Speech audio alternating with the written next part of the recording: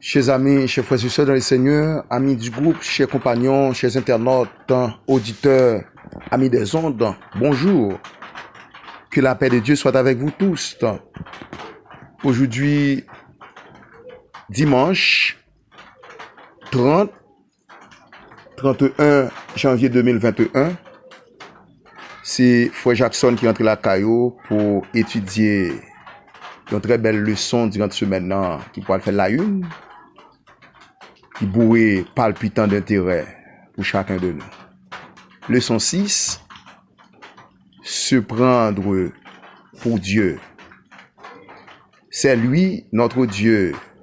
Nous avons mis notre espérance en lui et il nous a sauvés. C'est le Seigneur en qui nous avons espéré. Soyons dans l'allégresse, réjouissons-nous de son salut. Ésaïe 25, verset 9. Prions le Seigneur, mesdames, messieurs, juste avant nous avancer. Nous allons étudier avec vous, Vigile matinale là, pour nous rentrer dans première partie de leçon 1, dimanche 31 janvier. Ruine sur les nations. Ésaïe 13. Éternel notre Dieu, notre Père, toi qui nous aimes d'un amour éternel, sois gloire, l'honneur, la magnificence dès à présent au siècle des siècles. Nous sommes à tes pieds bénis en vue d'étudier ta sainte parole. Imprègne-nous par moyen de ton Saint-Esprit, afin que nous tous puissions édifier à salut. Pardonne, exauce, qu'il en soit ainsi au nom de Jésus. Amen.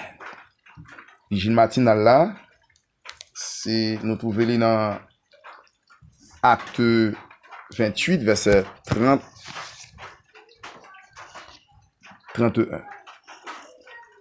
Titre, j'ai des sentiments mitigés. Acte 28, 30, 31. Paul demeura 2 ans entiers dans une maison qu'il avait louée.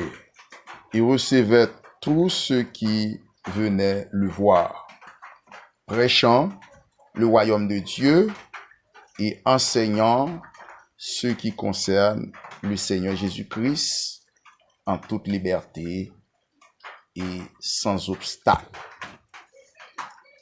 J'ai des sentiments mitigés. Nous dit mitigé, c'est un thème en soi qui veut dire adouci, atténué, moins strict, un zèle mitigé.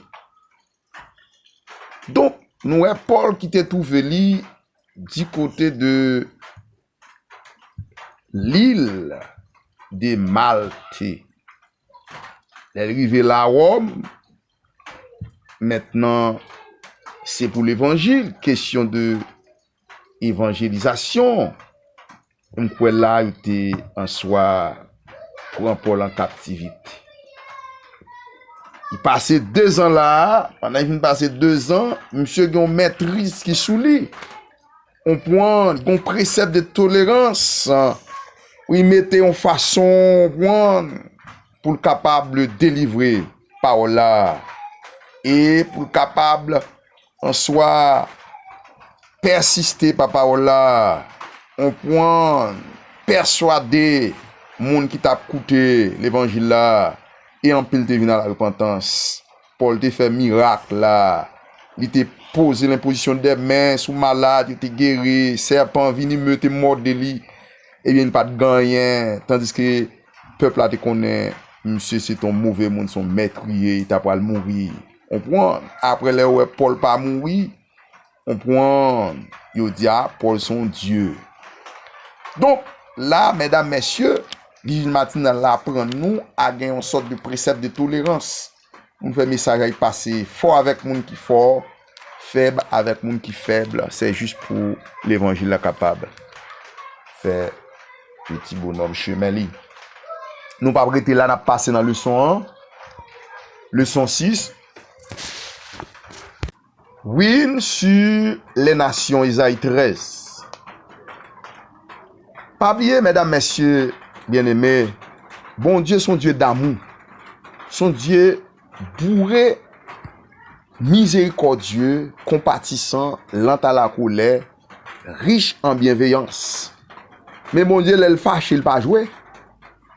Peuple là, t'es reposé sous dos bon Dieu, mais faut qu'il t'ait arrêté, on peut attaché à bon Dieu. Et puisque bon Dieu n'a préscience li, omniscient, omnipotent, il connaît toute bagaille, il connaît la fin avant commencement. Donc, littéralement peuple là, pas de caca kembe, en tant qu'un peuple d'exemplaires, il te voyait. Mais bon Dieu a un plan de la rédemption pour venir mourir pour l'humanité. Mais chaque fois peuple a tombé, il coché avec bâton li. Parce que la Bible dit que petit ko remet c'est lui que ou châtier avec chapelet. Et chapelet bon Dieu t'a utilisé pour peuple là, c'est lorsque il quittait l'Éternel, il influencé avec l'autre voisine qui entoure lui pour aller tomber dans question ça l'idolâtrie, aller dans compromis avec l'autre nation païenne. Donc bon Dieu pour aller quitter même nation païenne ça au point en captivité, maltraité yo. Et quand yo reconnaît, bon Dieu retourné, bon Dieu gracieux. Nous grâce à ti là, bien qu'il était voilé, mais grâce bon Dieu était toujours là. Donc c'est ça leçon à expliquer nous des rois qui t'a passé, on point qui c'est une question de juste nature. De papa à petite. Roi ça descend, petite la prend la relève. Et nous, roi yo te commettent en pile erreur. Parce que quand yo quitté en soi principe que bon Dieu ba yo, voyez ba yo par l'intermédiaire de ses prophètes.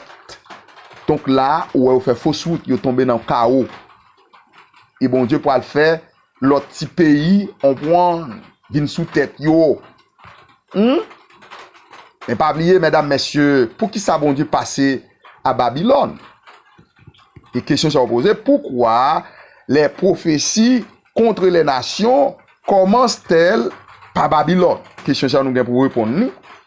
C'est grand Chabois qui parle répondre ça. Babi et les gens m'a exposé.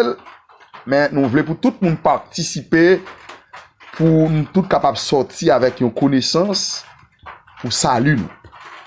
Et plus, ben, après la question qu'on pose, lisez intégralement Ésaïe 13. Remarquez la force des mots. Pourquoi un Dieu d'amour ferait-il ces choses ou permettrait-il qu'elles arrivent? Yo dans Ésaïe 13 là, verset 1er, il montre comme yon en tête qui nommait Ésaïe comme l'auteur qui écrit le livre ça. Yo comparé avec Ésaïe 1er, verset 1er, Ésaïe 2, verset 1er. Ésaïe 13, verset 1er a parlé de oracle de l'Éternel. L'Éternel prophétisait avant. On prend Babier Syrie qui parle va les terrains, qui parle en soi à la tête des listes. Nous pas bien dans les leçons précédentes qui parle nous de royaume qui te divisé. Joboam et Jéroboam. Royaume du nord et royaume du sud. Le royaume du nord, tu gagné 12 tribus là-dedans. Royaume du sud là, tu gagné 2 tribus. Donc, là, il va sembler que nous comprenons partie leçon ruine sur les nations. C'est que le premier sera le dernier et le dernier sera le premier. Et bon Dieu lui-même, tout ça, il dit ou pas fait, ou fait, il y a des conséquences dans derrière. Et ces conséquences-là durent, très dures.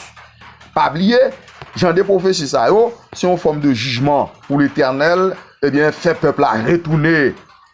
On voit, il y a une deuxième chance. Il semble également commencer une nouvelle section du livre. Les chapitres 13 à 23 contiennent des oracles de jugement. À l'encontre de différentes nations. Voyons cela. Ésaïe 10, verset 5-34, avait déjà annoncé le jugement contre la Syrie, qui représentait le plus grand danger à l'époque d'Ésaïe. Tandis que Ésaïe 14, verset 24, 27, réitère brièvement le plan du Seigneur pour briser la Syrie. Les chapitres 13 à 23 traitent principalement d'autres menaces, Babylone étant la plus importante d'entre elles. Mesdames, messieurs, c'est bon Dieu qui ôtera toute bagaille, bon Dieu qui bon connaissance, bon Dieu qui bon richesse, bon Dieu qui bon santé pour travail, mais du moment que ou vin posséder des bagailles ça yo, ou vin gen richesse, ou vin sentir trop connaît, ou vin sentir trop riche, ou mettez bon Dieu de côté orgueil et gonflé, eh bien l'Éternel après descend nous très bas, doté d'un héritage culturel, religieux et politique riche et immoral. Babylone émergea maintenant plus tard comme la superpuissance qui conquit et exila Juda. Mais du point de vue humain, à l'époque d'Ésaïe, il ne semblait pas évident que Babylone serait une menace pour le peuple de Dieu. Pendant une bonne partie du ministère d'Ésaïe, la Syrie dominait Babylone à partir de 728 avant Jésus-Christ. Et quand Teglad-Phalasar III prit Babylone et fut proclamé roi de Babylone sous le nom royal de Poule. Maintenant, dans 2 rois 15, 19, 1 Chronique 5, 26, les rois assyriens prit Babylone à 7 reprises, en 710 avant Jésus-Christ, en 689 avant Jésus-Christ et 648 avant Jésus-Christ. Babylone, cependant, finirait par devenir la superpuissance de la région, la puissance qui détruirait le royaume de Juda. Intégralement, Ésaïe 13 remarquait la force des mots. Pourquoi un Dieu d'amour ferait-il ces choses ou permettrait-il qu'elles arrivent? Pendant mon Dieu bon conseil mauvais tout, je vous tente de fâcher. Je vous tente de patience est fini pour vous, la grâce finie pour vous, bon pète ou foutu. Ou vin endurci puis mal passé Pharaon. Assurément, des innocents ont également souffert. Non, Ésaïe 13 verset 16. Comment comprendre cet acte de Dieu et que devrait nous indiquer ces textes ainsi que tous les textes dans la Bible qui parlent de la colère de Dieu contre le péché et le mal, sur la nature scandaleuse du péché et du mal. Le simple fait qu'un Dieu d'amour réagisse de cette manière n'est-il pas une indication suffisante pour montrer combien le péché est terrible? Nous ne devons pas oublier que c'est Jésus qui prononce ces avertissements à travers Isaïe. Ce même Jésus qui a pardonné, guéri, exhorté et plaidé auprès de pécheurs pour qu'ils se répandent. Comment en êtes-vous arrivé à comprendre cet aspect du caractère d'un Dieu d'amour? Reposez-vous également cette question. Cette colère ne découlerait-elle pas de son amour? Le cas échéant, comment cela? Ou bien soyez cela d'un autre point de vue, celui de la croix où Jésus lui-même portant les péchés du monde et souffert bien plus que quiconque, y compris ces innocents, qui ont souffert à cause des péchés de la nation. En quoi la souffrance de Christ sur la croix contribuait-elle à répondre à ces questions difficiles? Mesdames, messieurs, voilà l'exposé de ce titre « Ruine sur les nations ». Prions le Seigneur. Éternel notre Dieu, notre Père, merci pour parole là. Parole qui là pour corriger nous, pour saigner nous, pour blesser nous, pour guérir nous et pour nous bien la vie en Jésus-Christ sur la croix. Pardonne exauce et de chaque auditeur qui peut participer grandement dans exposer ça. fait pour nous, au-delà de nos mérites, avec pardon de nos péchés. Qu'il en soit ainsi au nom de Jésus pour la gloire de ton Saint nom. Amen. Bonne journée. Allez, ciao, ciao.